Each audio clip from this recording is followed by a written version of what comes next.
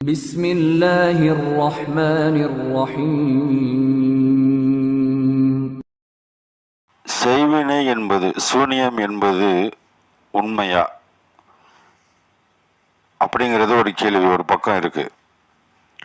ஆனா அதனால் பாதிக்கப்பட்டவர்கள் கேட்கிற கேள்வி என்ன அப்படின்னா, இந்த செய்வினை செய்யக்கூடியவர்கள் செஞ்சுக்கிட்டே தான் இருப்பாங்களா, அவங்களுக்கு ஒரு முற்றுப்புள்ளியே வைக்க முடியாதா அப்படின்னு ஒரு கேள்விக்கு ரொம்ப காலமா பதில் இல்லை. ஏன்னா செய்வனை செய்கிறாங்க அப்படின்னா அல்லாஹ்வுடைய கிருபையால அதிலிருந்து விடுபடுவதற்கு அல்லாஹ் பலவிதமான வழிகளை வச்சிருக்கான். அதை நம்ம என்ன செஞ்சிடலாம், இன்ஷா அல்லாஹ் அதை சுத்தப்படுத்திடலாம். ஆனால் அந்த செய்வனை செய்யக்கூடியவர்களை அவர்களுக்கு ஒரு முற்றுப்புள்ளி வச்சு எப்படி சுத்தப்படுத்துறது அப்படிங்கிறதா இன்னைக்கு நம்ம பார்க்க போற விஷயம். பெருமைமிக்கவர்களே, செய்வினை இருக்கா இல்லையா அப்படின்னா இருக்கு.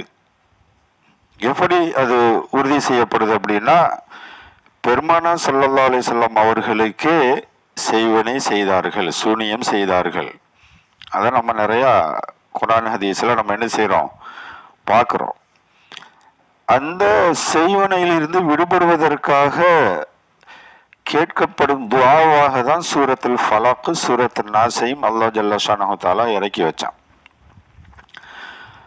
அப்ப இன்னைக்கு செய்வினைங்கிறது, முதல்ல எல்லாம் அந்த செய்வினை எப்படின்னா, ஒரு ஊர்ல ஒருத்தர் 2 பேர் செய்வாங்க.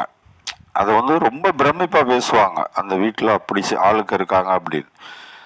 ஆனா இன்னைக்கு சர்வ சாதாரணமா எல்லாருமே அதை செய்ய ஆரம்பிச்சிட்டாங்க. குறிப்பாக இன்னும் சொல்ல போனா ஆலிம்கள் இருக்கிற வீட்லையும் அது நடக்குது. என்ன, குர்ஆன் ஷரீஃப் ஓதி தொழுகிறேன் என்று தொழுகக்கூடிய மக்களும் அதை செய்கிறார்கள். அப்போ இவர்கள் ஓதுறாங்க, தொழுகிறாங்க. ஆனா ஏதாச்சும் ஒரு பிரச்சனை, பிறரை கெடுக்கிறதுக்கு, அவனை கஷ்டப்படுத்தி பார்க்கறதுக்கு செய்வனை செய்யறாங்க அப்படின்னா, இவங்க ஓதக்கூடிய ஓதலையில, தொழுகக்கூடிய தொழுகையில ரூஹானியத்து இருக்குமா, இது அல்லாஹ்விடத்தில் கொண்டு செல்லப்பட்டு அதுக்குள்ள அங்கீகாரம் கிடைக்குமா அப்படின்னா இல்லை. செய்வனை செய்வது என்பது அவர் ஒரு கோபத்துல ஒருத்தனை கெடுக்கிறதுக்கு செய்யறாரு அப்படிங்கிறது நினைக்க கூடாது. செய்வனை செய்யறதுங்கிறது நிறைய பேருக்கு அது என்னன்னு புரியாதனால அது என்னமோன்னு சொல்லி குழம்பிக்கிட்டு இருப்பாங்க. செய்வனை செய்வது என்பது என்ன அப்படின்னா, இப்ப நம்மளை ஒருத்தனுக்கு பிடிக்கல அப்படின்னா என்ன செய்வோம், ஒரு அமௌண்ட் பேசி காசை கையில கொடுத்து அவன் கையை காலை உடைச்சிரு அப்படின்னு சொல்லுவோம், அடியால வச்சு அடிப்போம். இது உலகத்துல நடக்கிற விஷயம். இதே மாதிரி கெட்ட ஜின்களை, ஷைத்தான்களை என்ன செய்யறது, டீலிங் பேசி அவனுடைய வாழ்க்கையை கெடுத்துரு, அவனை அழிச்சிரு அப்படின்னு சொல்லி அந்த ஷைத்தானுக்கு என்ன தேவையோ அதை கொடுத்து ஏவி விடுவதற்கு பேரு தான் ஏவல் செய்வினை. பெருமைமிக்கவர்களே, இந்த செய்வனை செய்யக்கூடியவர்கள் இன்னைக்கு இஸ்லாத்துல தொழக்கூடியவர்களும் அல்லாஹ்வின் பாதையில இருக்கிறேன்னு சொல்லக்கூடியவர்களுமே நிறைய செய்ய ஆரம்பிச்சிட்டாங்க. அப்ப இது செய்வது சாதாரண விஷயமா, ஏன் இது அல்லாஹ்விற்கு நேர் புறம்பான விஷயம் அப்படின்னா, இது சாதாரணமா அல்லாஹ்விற்கு புறம்பான விஷயம் மட்டும் சொல்லிட முடியாது, அல்லாஹ்வோடு போர் செய்யக்கூடிய விஷயம். அல்லாஹ் ஜல்ல ஷானஹு தஆலா ஒரு மனிதனை படைத்து அவனுடைய ரிஸ்கை எழுதி அவன் இந்த உலகத்துல எதையெல்லாம் அனுபவிப்பான், எப்படியெல்லாம் சுகபோகமாக இருப்பான்னு சொல்லிட்டு அல்லாஹ்வுடைய தக்தீர்ல எழுதி இந்த உலகத்துல பிறக்க வைக்கிறான். ஆனா இந்த மனிதன் என்ன செய்யறான் அப்படின்னா, அல்லாஹ்வால் எழுதப்பட்ட அந்த தக்தீரை, கொடுக்கப்பட்ட அந்த விஷயத்தை இவன் ஷைத்தானை வச்சு அதை மாத்த நினைக்கிறான்.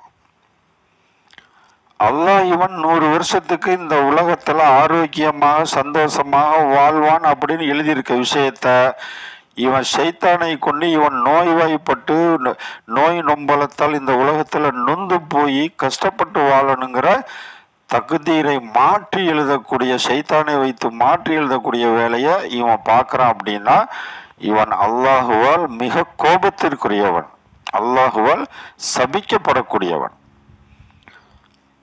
இவனுடைய அதாவது யாரு இந்த ஷைத்தானை போய் அதனுடைய வாழை பிடிச்சிட்டாங்களோ மௌத்து வரைக்கும் அதை விடவே முடியாது, விடாது. ஒரு தடவை நீ தேவைக்கு போய் ஒரு செய்வனை செஞ்சுட்டேங்கிறனால அடுத்து நீ அதை தொடராம இருக்க முடியாது. அடுத்து நீ அதை பின்பற்றாமல் அந்த ஷைத்தானை தேடி போகாமல் இருந்தால் உனக்கு சில உடல் நோவினைகள் வரும். நீ அதை என்னன்னு பார்க்க போவ, திருப்பி அது சில நடைமுறைகளை கொடுத்து அதை திருப்திப்படுத்தக்கூடிய வேலையை உன்னை செய்ய வைக்கும். கடைசியில் போக போக நீ என்ன செய்வ அப்படின்னா அந்த ஷைத்தானுடைய உருவத்தையே கடைசியில் வீட்டில் கொண்டாந்து வச்சு வணங்கக்கூடிய நிலைமைக்கு நீ தள்ளப்பட்டுருவ. கடைசியில் குஃப்ரியத்தான நிலையில் நீ என்ன செய்வ, மரணிச்சு போவ. அப்போ நம்மளும் இதுக்கு வந்து ஒரு முற்றுப்புள்ளி வைக்கணும். செய்வனே செய்யப்படுது அப்படின்னா அந்த செய்யக்கூடியவனுக்கு எந்த பாதிப்புமே ஆக்குவதற்கு யாரும் இல்லைங்கிறத ஒரு துமுறில் தான் இது செய்யப்படுறது. அப்போ அவர்கள் நம்மளுக்கு என்ன நடக்கணும்னு நினைச்சு அவங்க செஞ்சாங்களோ, என்னவாக நாம ஆகணும்னு நினைச்சு செஞ்சாங்களோ, அதை விட மோசமான நிலையில் அவர்கள் செய்ததை திருப்பி அனுப்பி அவர்களை நோவினைப்படுத்தக்கூடியதற்கு மார்க்கம் ஒரு வழியை சொல்லி தருது. காபுல் அஹ்பார் என்று சொல்லக்கூடிய ஒரு சஹாபி அவங்க சொல்றாங்க, அவங்க ஒரு துவாவை வளமையாக ஓதி வந்ததை சொல்றாங்க. அந்த துவாவை வந்து நான் கடைசியில் நான் உங்களுக்கு போடுறேன், அதை எடுத்து நமக்கு செய்வனை செய்தவர்கள் அழிந்து போகணும், அவங்க கஷ்டத்தை அனுபவிக்கணும் அப்படின்னு நினைக்கிறவங்க அதை எப்படி ஓத சொல்றோம் அப்படி ஓதிட்டு வாங்க. இப்ப காபுல் அஹ்பார் என்று சொல்லக்கூடிய சஹாபி சொல்றாங்க, எனக்கு எந்த அளவிற்கு என் வாழ்க்கையில செய்வனை செய்யப்பட்டது அப்படின்னா, நான் இதிலிருந்து தற்காத்து கொள்வதற்காக இதை நான் ஓதி வரல அப்படின்னு சொன்னா, செய்தவர்களுக்கே நான் திருப்பி அனுப்பக்கூடிய இந்த வேலையை நான் செய்யலை அப்படின்னு சொன்னா என்னை கழுதையாக மாற்றிருப்பார்கள். அந்த அளவிற்கு எனக்கு செஞ்சாங்க செய்வனை. அப்ப எனக்குள்ள அந்த செய்வனை தாக்கத்தை நான் என்ன செஞ்சேன், நீக்கி கொண்டு செய்தவர்கள் பாடம் படிக்கணுங்கிறதுக்காக வேண்டி நான் என்ன செஞ்சேன் அப்படின்னா இந்த துவாவை மிக அதிகமாக வளமையாக ஓதி வந்தேன். அதுல இருந்து நான் பார்த்த விஷயம் என்ன அப்படின்னா, அவர்கள் கை காலெல்லாம் கட்டு போட்டுக்கிட்டு எங்க சும்மா நடந்து போனா கூட சும்மா கீழே விழுகிறது, வாகனத்துல போனா கூட ஏதாச்சும் அவர்களுக்கு விபத்து ஏற்படுறது, இப்படியே அல்லாஹ் பலவிதமான நோவினைகளை அவர்களுக்கு கொடுத்து அவர்களை நோவினைப்படுத்தினான். அப்படிப்பட்ட ஒரு துவாவை நான் ஓதிக்கிட்டு வந்தேன் அப்படின்னு சொல்றாங்க. பெருமைமிக்கவர்களே, இன்னைக்கு செய்வனை செய்யக்கூடியவர்கள் நிறைய இருக்காங்க. ரொம்ப நம்மளுக்கு தெரிஞ்ச நெருக்கத்தில் உள்ளவங்கலாம் இருக்கதான் செய்யறாங்க. அவர்களுக்கும் நான் எச்சரிக்கக்கூடிய ஒரு விஷயம் என்ன அப்படின்னா, இதிலிருந்து நீங்கள் விலகாவிட்டால், உங்களை நீங்கள் விலக்கி கொள்ளவில்லை என்று சொன்னால், இன்ஷா அல்லாஹ் கூடிய சீக்கிரம் அவரவர்கள் குடும்பத்துல வந்து பெரிய ஒரு விபத்துகள் உயிரிழப்புகள் நடக்கிறதுக்கு பெரிய வாய்ப்பு இருக்கு. அதை தாண்டி அல்லாஹ் அதனுடைய நியமனத்தை கையில வச்சிருக்கான். இருந்தாலும் இந்த துஆ என்பது செய்து நிரூபிக்கப்பட்டு பரிசீலனை செய்யப்பட்டு பார்க்கப்பட்டது. பெருமைமிக்கவர்களே, யாரும் உங்களுக்கு செய்தவர்கள் அவர்கள் இப்ப நம்ம அவர்களுக்கு செய்வனை செய்யல, செஞ்சவங்களுக்கு பாடம் புகட்டுறோம். இது செய்யறதால ஒரு காலம் அவன் திருந்துறதுக்கு வாய்ப்பு இருக்கு.